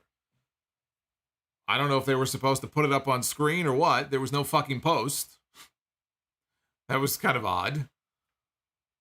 So she asked if this changes his perception of MJF. Why would a random post from 2014 change his perception of MJF after all of the shitty things that MJF has been doing to him for a month, actually longer than a month, probably for 6 weeks now? All the awful shit that he said about his kids, trying to beat up his friends, all the stuff he's put this man through. Let me bring up a random social media post from 2014. Does this change your perception of MJF? I like Renee, and usually Renee is the one asking pretty, sensible questions. But they had her ask a pretty stupid question here in this segment. And Danielson, he said that a little over 7 years ago, he was forced to retire. 2 years ago, he came back. He said that if you fight for your dreams will fight for you. I guess it was a little more than 2 years ago now, right? Probably 3 or 4 years ago. But he said if you fight for your dreams will fight for you. And at that point, MJF interrupted. Bryan went off on him, said that MJF thinks he deserves all of these things, but he hasn't done anything to fight for them. Says you've taken every shortcut you can to become the champion. You haven't fought for that. He said that if there's one thing you deserve, it's that your fiance left you, which got a reaction. He said, pinning shoulders to mats and banging rats. Is that what you do, Max? That doesn't seem like someone I would want my daughter to date or to marry or do other things with. Says you were born with a silver spoon in your mouth, and I've been fighting my whole life. I've been fighting injuries. I've been fighting retirement. I don't know if you noticed that he stuck it in there. I fought the Authority, he said. Yeah, I remember that. I remember that whole fall and spring of him, fall and winter rather, of him fighting the Authority. At least it paid off in the end. Says, before I came here, I had a job that would have paid me for the rest of my life, but I left to come to AEW because I wanted to fight and bleed. He wanted to bleed. And when I talk about fighting for your dreams, do you know what my new dream is, Max? It's to become the AEW World Champion. God damn it, I'm willing to fight for it. So this Sunday at Revolution, you better be ready to fight with everything you have for a full 60 minutes. And if you don't, you are going to get your fucking head kicked in. And instead of muting it, they spliced in this like random crowd noise to edit the profanity so we couldn't hear it, but you could see it. You know exactly what he said. So they played Danielson's music. MJF never had a chance to speak here. He came out, but he had nothing that he was able to say. It was all Danielson. But it was a fiery go-home promo here from the challenger, the big babyface challenger heading into the main event on Sunday. This segment felt very rushed to me, even when they came back from the video package and we had Danielson was already halfway down to the ring. I wonder if maybe we were supposed to hear from MJF, if there was going to be a back and forth, and they just had to cut it short because they were low on time. Because when they went to this segment, it was already very late in the show. So it just felt very rushed to me. I would hate to think that this was rushed because of that fucking awful battle royal. That would be terrible. But again, overall, this was a show. It's one of those shows. It's so weird because I really did like some of the promo work on this show. And this was a show that was designed to be a mix of not even in-ring. The in-ring tonight wasn't even the most important thing. It really was those promos. How are you going to push those key matches on the pay-per-view on Sunday? And I really can't say a bad thing about what they did for the Texas Death Match or the Iron Man match. Right? There was no physicality, which is very played out at this point. We have physicality every week with these people. But the promo work was very strong. The Hobbs win was fun. That was a wild match. But then everything else on this show was just very average, or in the case of the Battle Royal, it was just terrible and had no business being on the show. And there were people on the show tonight. Like, I can understand Peter Avalon just because it didn't matter if it was Peter Avalon or somebody else. It was just somebody for Jericho to beat quickly so that Ricky Starks could come out and they would have an excuse to do a beatdown angle. So it didn't matter who it was going to. You could put me in the ring with Chris Jericho and I would have kicked his ass for 2 minutes and been laid out. It doesn't matter. But you had Peter Avalon, you had Hook, and you had Matt Hardy, and you had the Trustbusters. Like, why? Why are these people on this show? I didn't understand that. So a very mixed bag. A very mixed bag tonight.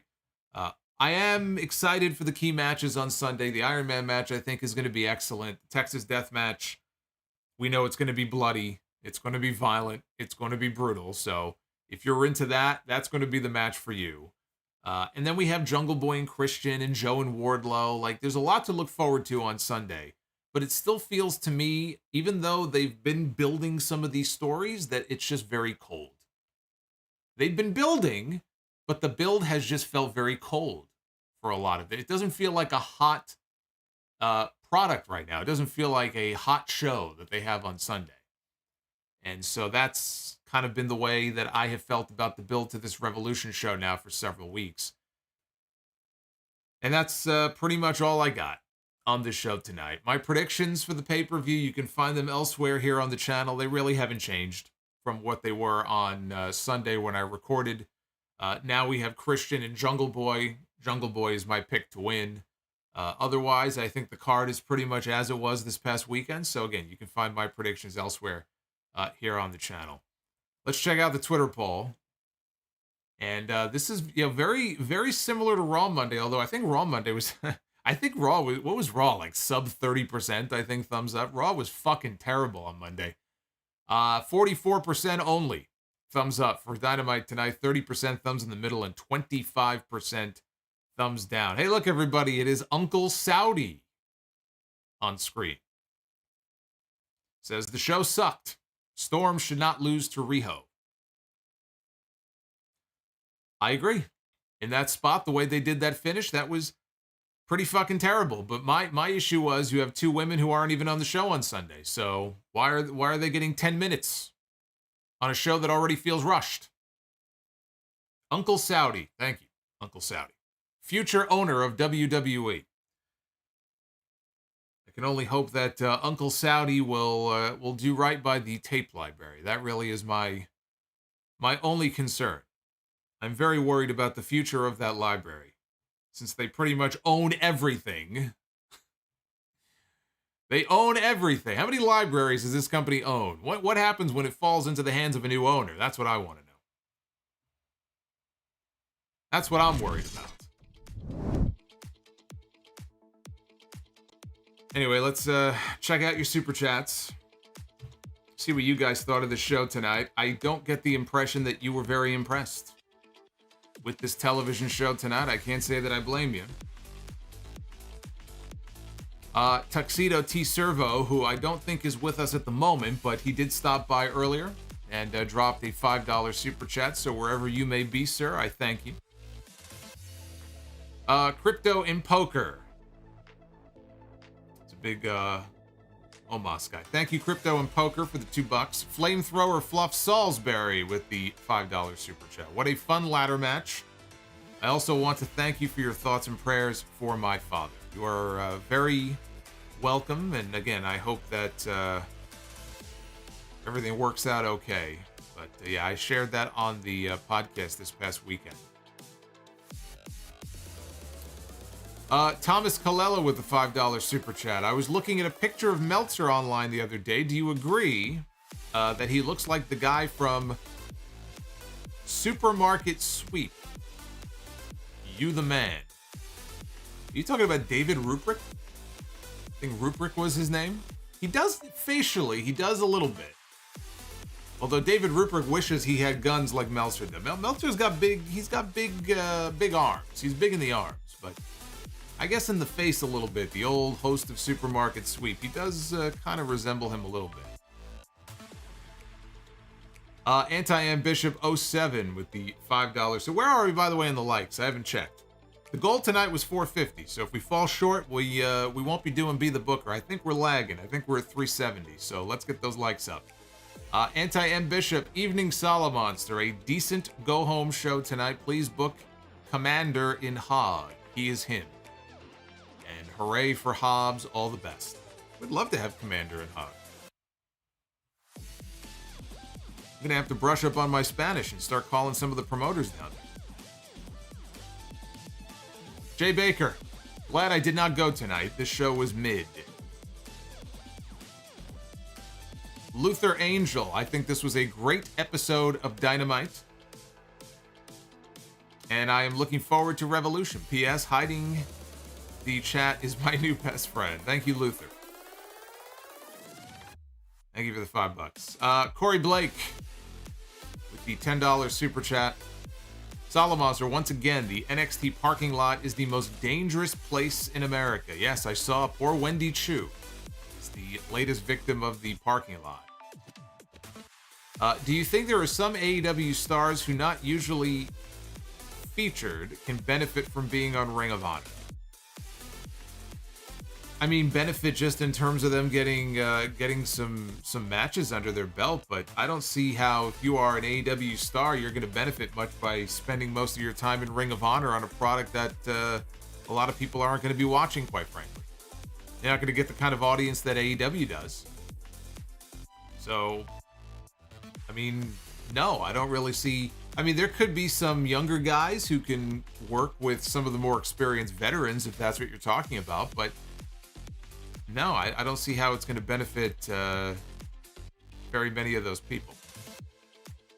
Big Talon 256, outside of the lame battle royal, I really enjoyed the show. Looking forward to the pay-per-view on Sunday.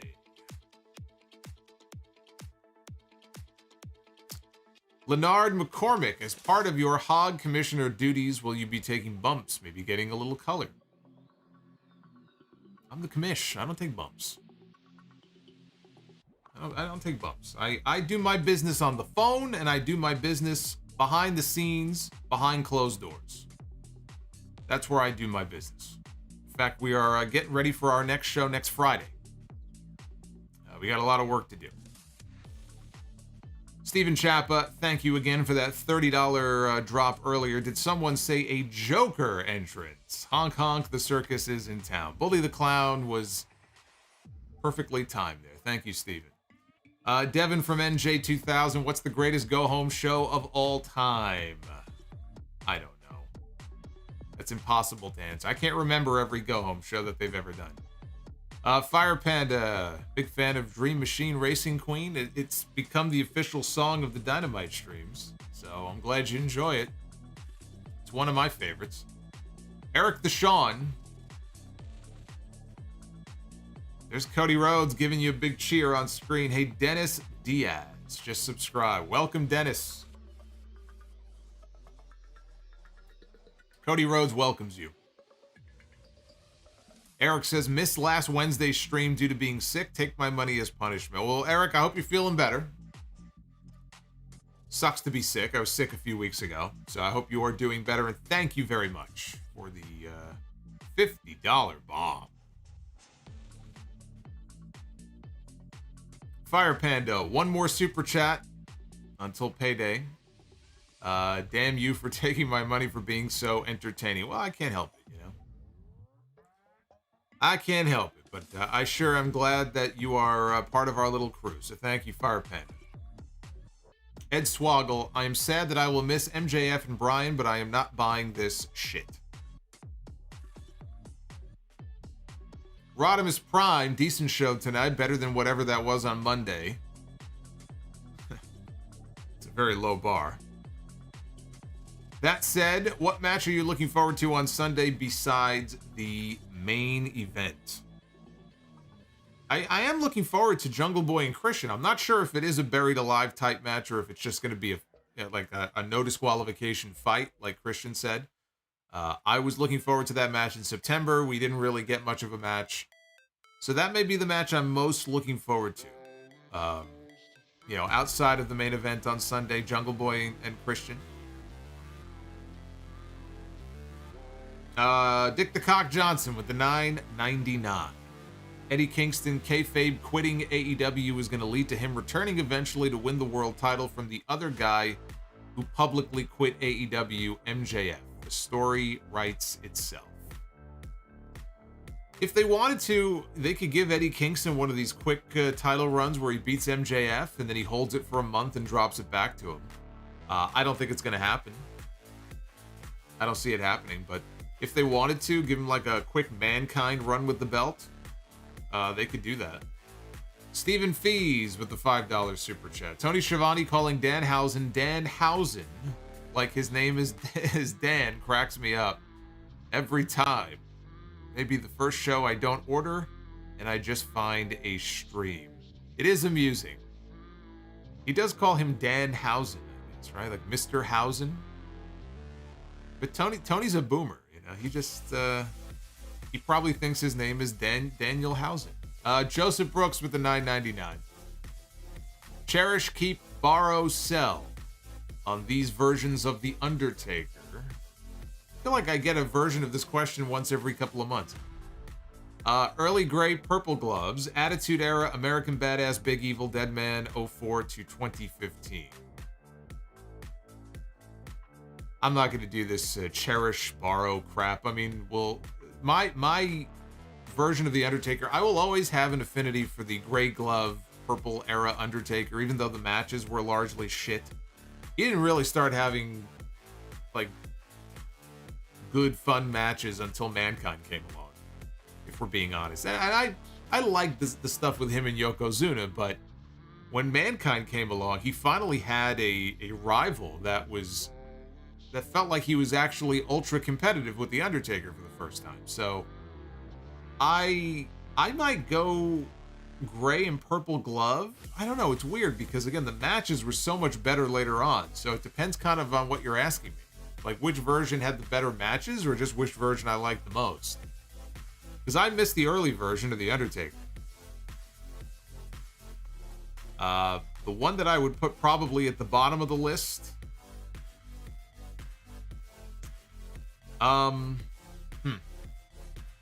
the one I'd put at the bottom might be the Attitude Era one, like the Ministry phase. I wasn't a fan of the Ministry. Everyone's always shocked when I say that. They had badass music, but I thought the Ministry was no good. Deontay Soignier, $10 super chat. Time to smash the like button. It's talking mess about Sky Blue again. Fun show. Always a great time. Brett is the best, sir. You are right. Much love, brother. Boy, this was all over the place. This was like an AEW. If AEW was a super chat, like this is it. Like you just got everything in there. But Deontay, thank you. Thank you for the $10.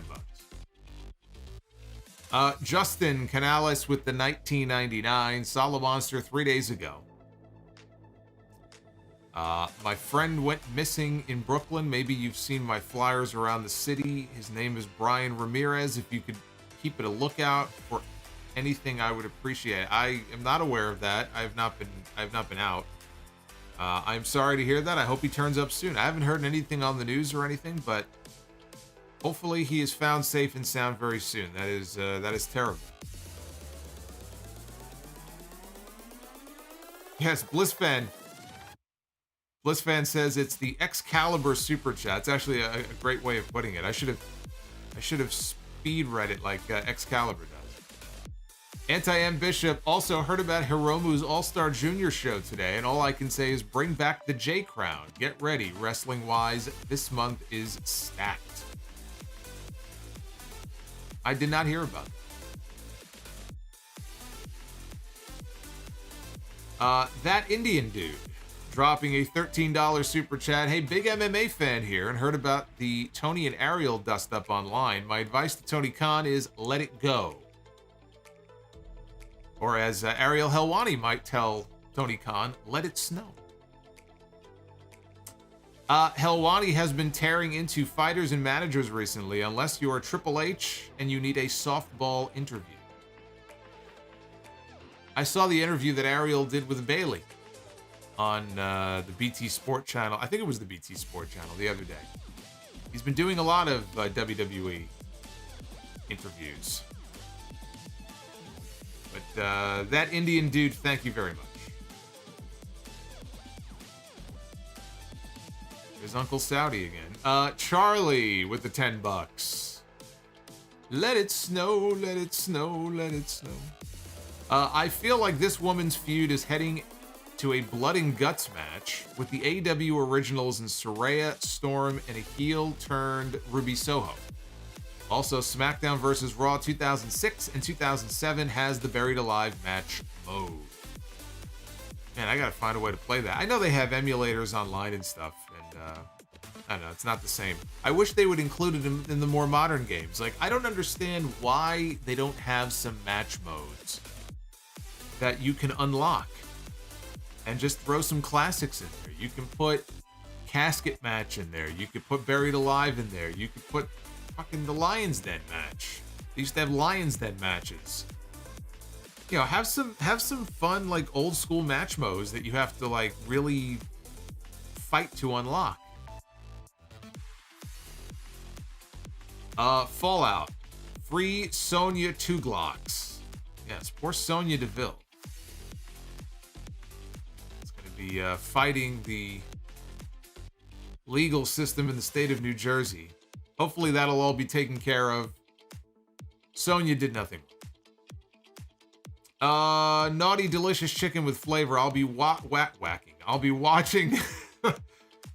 Ooh, naughty delicious is being a little naughty tonight. I thought that said I'll be whacking the New Japan Cup. I'll be watching the New Japan Cup. Oh boy.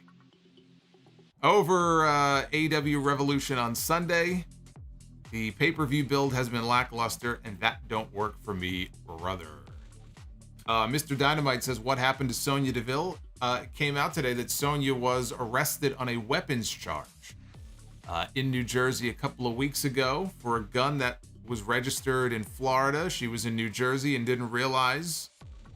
And the valet parking attendant went into her glove box and saw the gun and snitched on her. And she got the gun apparently after that whole debacle with the stalker a few years ago that broke into her home. Totally understandable. It's just a misunderstanding. I'm sure it'll all be taken care of. And there's no heat on her in WWE, nor should there be. Milton Herrera Ramoldi.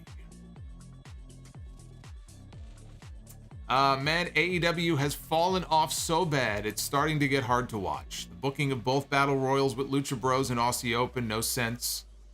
FTR is better off. Yeah, these Battle Royals have not been good.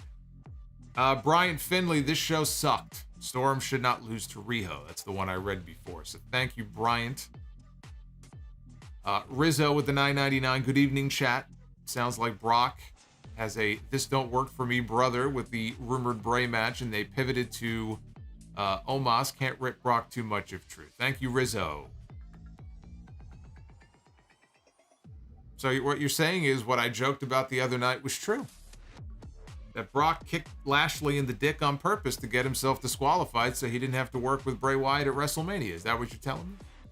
Was I right all along? I believe I was. Austin Runge with the $5 super chat. Did you see Nathan Frazier and Wesley, or against Wesley, and Carmelo Hayes against Tyler Bate? Absolute bangers. If that was from NXT this week, I did not. I have not watched it yet. I will watch it either tomorrow or Friday. I will watch NXT. Dr. Dakota Scorpio, I guarantee Revolution will be a 3-hour pay-per-view. I hope it's a 3-hour pay-per-view. Did you mean 4 hours? If it's 3 hours, that's perfect. That means it's over at 11 p.m. I would love a 3-hour pay-per-view. We ain't getting a 3-hour pay-per-view on Sunday.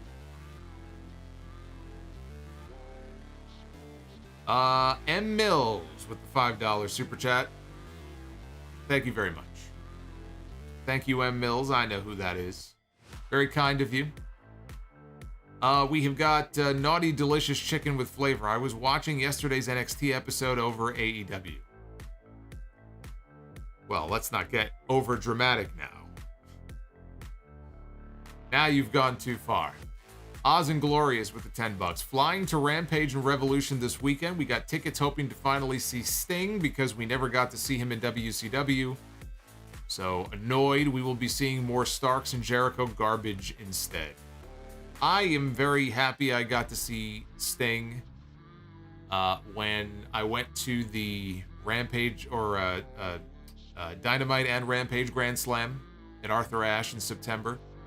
Not only did I get to see Sting in action, but I got to see the Great Muta come out to make the save for Sting. And that's a very rare thing that I don't think you'll ever be seeing again. Certainly not in this country, so I'm sorry you won't get your Sting moment. But hey, you're going to get to see Jeff Jarrett, so you should be very excited. Kevin from NJ2000. Do you think a rising Steve Austin potentially sabotaged Owen Hart's push in 97 into 98? No, I don't. I don't think he wanted to work with him after that. I don't think he wanted anything to do with him, but I don't think he sabotaged his push. Oz and Glorious, great stream as always. Why do my sound off member chats always show me as joining? I'm at 21 months. Well, on screen, for whatever reason, the on-screen alerts show as joining. I think in the actual chat it says 21 months. Yeah, that's just, I don't know. That's just the way the alerts come up. Yeah, apparently the valet was going through her her glove box looking for identification, I guess, because she didn't have her valet ticket, her parking ticket. So that's why he went into the glove box. He saw the gun and he called the cops. And James Gentry says, Sonya better call Glock Anderson.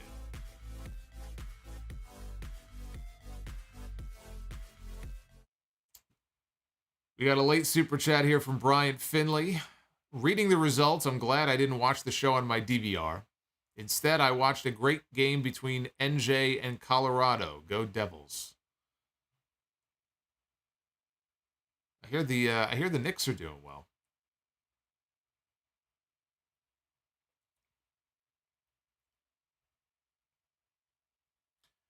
Chris Manson has been a channel member, a Sound of Legend, in fact, for 22 months. Says, do I think Mercedes Moné eventually signs with AEW? She reminds me of Bryan in the sense that they just want to wrestle everyone and she will have more freedom. I don't think she's going to sign with them. I think that there's a chance we'll see her on the Forbidden Door show, though. As part of New Japan, that might be kind of the backdoor way for her to get on an AEW show. But I don't, I don't feel... doesn't feel to me like she's interested in signing any sort of a full-time contract or long-term contract with AEW. I think the end game is still going to be her back in WWE. That's what I think. King Bling Blah, does MJF take an injury or fake an injury heading into the end of the match, ending the match early on Sunday? No, I don't think he fakes an injury. I think the way I mapped it out in my predictions was MJF will win 3 falls to 2. And I think in the end, it'll be a case where the Dynamite Diamond Ring may come into play. Referee doesn't see it, knocks out Bryan. Bryan can't respond in time to get the tying fall. Or, he'll get him in the label lock and he's this close to tying it up. But MJF, hangs on. And it's going to be like razor thin, I feel like. But that was my prediction, 3 falls to 2. MJF goes over. Oz and Glorious with the $5. Did you watch the Jake Roberts Legends episode? His story has been told, but the way they filmed him telling it was well done. Would love to hear your thoughts. I would like to check it out. It's on my list of things to try to get done before the weekend. I have not watched it yet. Or the Rivals episode on Undertaker and Mankind. I mean, I didn't get around to the A&E stuff until the end of the week last week, so I just have so much going on. So I will try to get to it. No guarantees I'll be reviewing it on Sunday, but I heard good things about the Jake Roberts one, so I will try to get to that. Devin has also, like Chris, been a channel member for 22 months. Would you put John Cena in the same realm as Shawn Michaels and Undertaker, whose second half of their careers was superior and cemented their legacies? No, I don't think so. Because the second half, I don't look at the second half of his career as including, those great matches with like Punk and, obviously Edge came earlier, the matches with Edge. I don't look at his second half of his career that way. I think it came in the early and middle part of his career. So no, I don't look at it the same way. Rizzo with the $10 super chat. I don't know how you feel about Dax and his constant whining on his podcast, but I'm annoyed with him and other wrestlers airing grievances in public. Old man Rizzo, I know. I just kind of feel bad for Cash. Like, Cash is always quiet. You don't hear anything from Cash Wheeler. Dax is always popping off about something, which is his right to do. It's his podcast. But when you're in a tag team, it's tough because you don't want to speak out of turn and get heat, because then that heat rubs off on your partner, and I think that's fucked up. So if he's got things he wants to talk about, that's fine. I'm not convinced that it's not all part of some angle. But if he really is unhappy in some way with AEW and he's airing these grievances publicly, if Cash didn't give him, his blessing to go talk about some of this stuff, I think that's messed up. Because that shit could end up rubbing off on him, and he's not doing anything wrong. He's keeping his mouth shut. So if Dax wants to mouth off and he gets heat for it, let Dax take the heat, not Cash.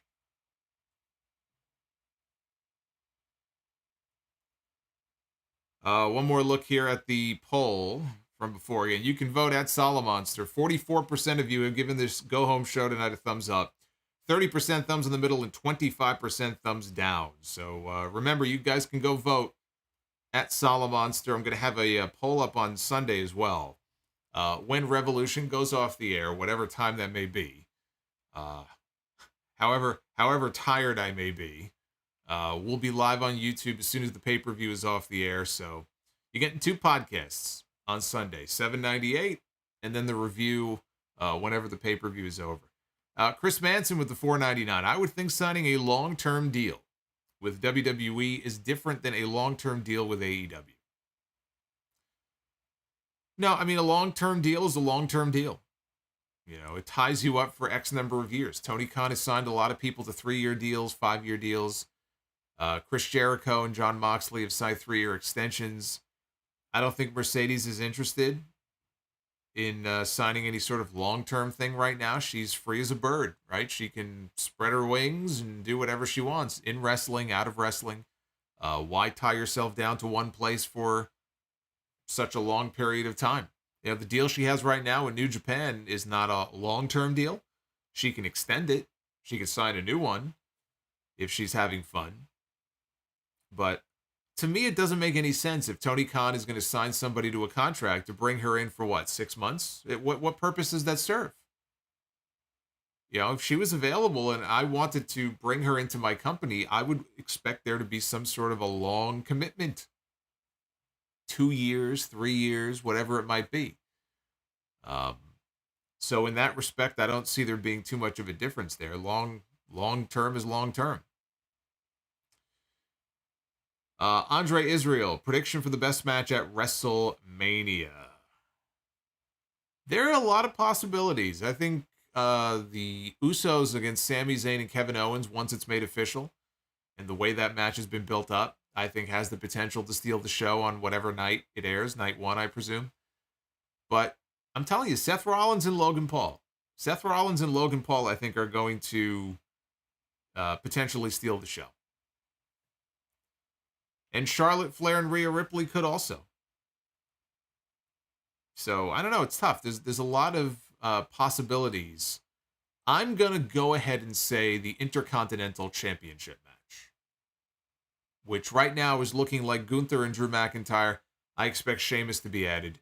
So I'm going to say Gunther, McIntyre, and Sheamus are going to steal the show at WrestleMania. Oz and Glorious. Why are we seeing guys like Action Andretti, Garcia, Yuta, etc. far more than the elite House of Black Lucha Bros on TV lately? It's like the QT versus Cody days all over. I don't have an issue with Tony Khan wanting to feature some of the younger guys, but you've got to have a better balance. I agree. I mean, there's a lot of guys, and I know with the Lucha Bros, there were visa issues. That's why they disappeared for a while.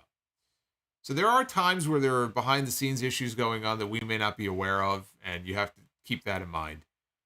Miro, I don't know what the fuck is going on with him, but there's no excuse for the booking of the House of Black. I know that Malachi had a back injury last year. We didn't find out about that until later on. As far as I know, as far as anybody knows, he's been doing much better. So is he still dealing with an injury that we're not aware of? Why are we not seeing him featured more? In the ring, not just in these vignettes. I mean, in the ring, doing meaningful stuff on television. There's no other excuse for it other than there being an injury. And if there's no injury, I would love to know why. the Elite. You may not like the Elite, but the Elite are, two the Young Bucks, if you take them as one single act, and Kenny Omega, two of the biggest acts on the entire show and the entire company. And Kenny Omega just doesn't feel like as big of a star in AEW, his home, as he does when he pops back up in New Japan. It's like two different people. It shouldn't be. One of the reasons why I would love to see the Elite drop those trios titles on Sunday.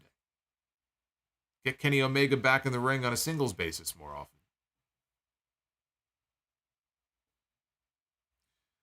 All right, so we made our goal. Boy, you guys kept it close. We almost didn't make it. But we did hit our goal, which was a 450 minimum here for Be the Booker. Again, it helps when you like the video. More people are exposed to it on YouTube and the algorithms. So thank you for that. And let's Be the Booker. Ladies and gentlemen, it is now time to Be the Booker. There's Bryan Danielson. Possibly the next AEW World Champion, but we know it's not going to happen. He ain't going to be the new champion. But one day he would make a fine champion. That day just will not be this Sunday. So we barely made it. You guys wanted it. Let's begin with the men here. Men's Be the Booker. We begin with Perk Angle. Our old friend Perk Angle from Impact Wrestling. Looking, I don't know, homeless? Dazed? His eyes are a bit glazed over here in this image. Hasn't shaved in a while. Perk Angle. Gonna go one-on-one with Hunter Hearst Helmsley. The Greenwich Blue Blood. Hunter Hearst Helmsley against Perk Angle. Sounds like a fine match to me. And if Russo were booking this, we'd have Stephanie on a pole. Stephanie and a bottle of Vikes. All right, here we go. Let's go to the ladies' side here. Ladies Be the Booker. We begin with Sensational Sherry. Sherry Martel. The late, great Sherry Martel. I miss Sherry. Sherry should still be with us today. It's a damn shame. Former women's champion, Sensational Sherry, going to go one-on-one with herself. What are the chances? Sensational Sherry against Sensational Sherry. Sounds like a hell of a match to me. Holy shit. How many women do I have in this thing? I think it's north of 150. Sherry against Sherry. That's my kind of match. That's one of those rare mirror matches we sometimes get here on the street. Doesn't happen very often. We've had some good ones. I think we've had Kurt Angle against Kurt Angle. We've had Andrade against Andrade. I think that's the first time with the women that we've had that. So on the tag team side, we begin with the Creed brothers, the former NXT tag team champions, the Creed brothers, Julius Creed and Brutus.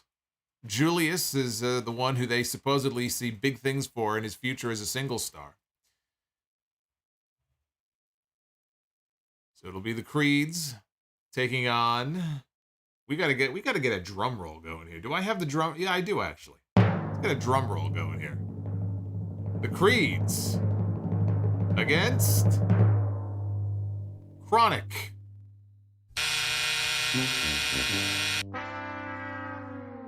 You know, Chronic had one of the worst matches in WWE history against Kane and The Undertaker during the Invasion period. So I don't know that the Chronic and Creed match would necessarily be one that I would want to book on my show, but perhaps somebody else would. Some people are going to look at this and go, who? Some newbies are going to look at this and go, who are these guys? If you know, you know. If you don't know, well, I don't know what to tell you. 2 out of 3 ain't bad. I think that's what Meatloaf said once upon a time, right? 2 out of 3 ain't bad.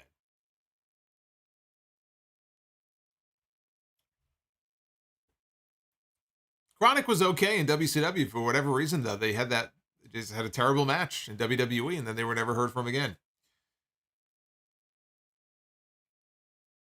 Chris Manson says, add Brawl Out Punk to be the booker.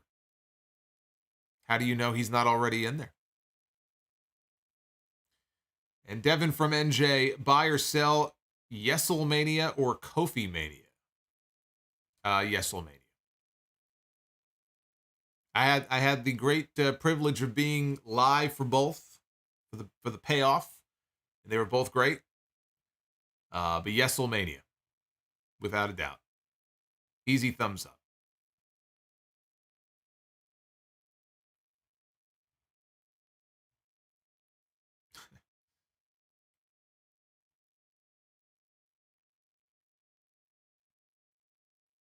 Atom Bomb or Crush.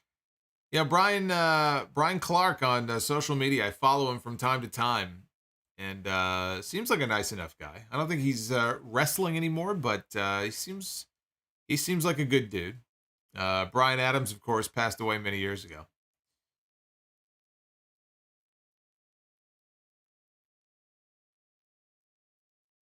Jose just got to the gym, starting this from the beginning. Oh, hey. If anybody is going to get your heart rate up, man, it's going to be the Solomonster. You got a lot of audio to listen to, so enjoy your workout. I am going to see you guys Friday night. I'm going to be live for the SmackDown stream. Big SmackDown this week. Cody Rhodes is venturing over to the Blue Brand. He is going to confront Roman Reigns, who is actually showing up for work. His first SmackDown in a month. He's going to be there to deal with the Jey Uso situation. So that's going to be going on. And what else did they announce? Did they announce something else for SmackDown? I don't know. Maybe we'll see Bray Wyatt and Uncle Howdy. Maybe we'll get another Firefly Funhouse. But going to be a big show on Friday. So I hope to see you guys back here. And then, of course, Sunday, episode 798, and a live Revolution review whenever the pay-per-view may end. Whatever time that may be. I will see you there. If you haven't already done so, please like the video on your way out, if you would be so kind. Rizzo, not ready to let me go just yet. $10 super chat from our boy Rizzo. With baseball season around the corner, is there a chance you do a monthly baseball show for members only? At least a test run. I apologize for making more work for you. I think there may be a better chance of me if there's something that happens that I feel like I want to react to. Even if it's like a short or something. I might do those.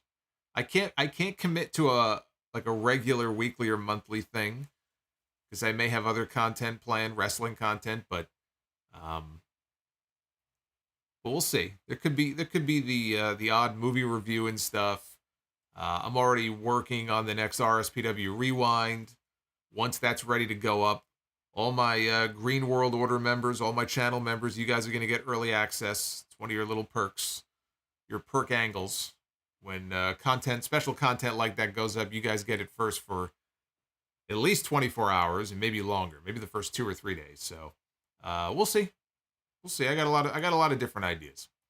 But thank you guys for all the love, and please be well, stay safe, and I will see you back here for the SmackDown stream on Friday, and all the AEW stuff on Sunday. Till then, take care.